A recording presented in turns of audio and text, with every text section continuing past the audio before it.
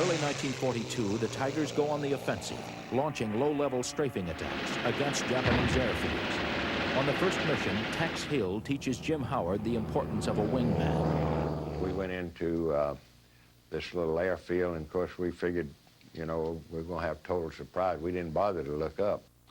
But I bore in and strafed the planes that were lined up, and then came around the second time and strafed a whole line of other fighters where they were all turning up on the ground.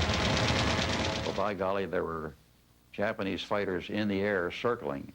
And this guy was on Jim Howard's tail, and so I closed right in behind him. I was so excited. I just looked him right through the windscreen there, following those traces, and went right in behind him and just hosed him down. David Lee Tex Hill, son of a Texas Ranger, will go on to score 18-plus kills.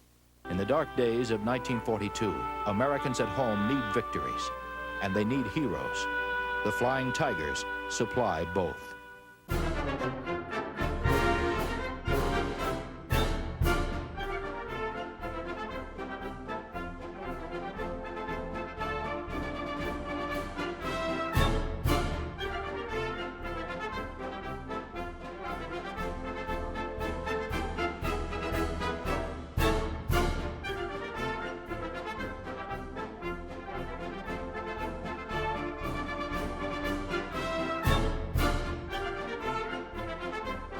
In September 1942, General Robbins was assigned to the 80th Fighter Squadron, 8th Fighter Group of the 5th Air Force.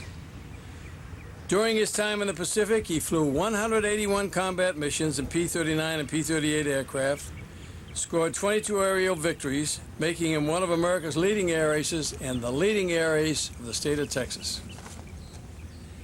In completing these 181 missions, he flew a total of 607 hours, which is a very long time to be alone in combat skies. It took a man of tremendous endurance and courage, and General Robbins was that man.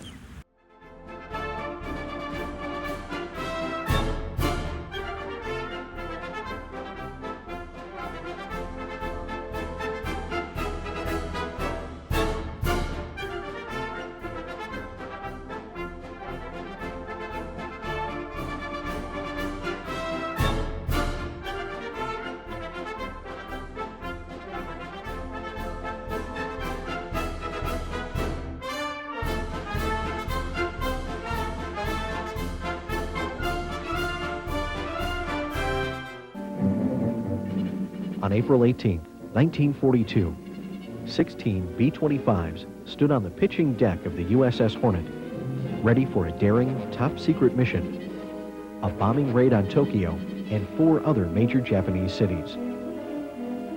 80 men, including their leader, Lieutenant Colonel James Jimmy Doolittle, planned to embark a full day and 150 miles ahead of schedule after being sighted by an enemy vessel.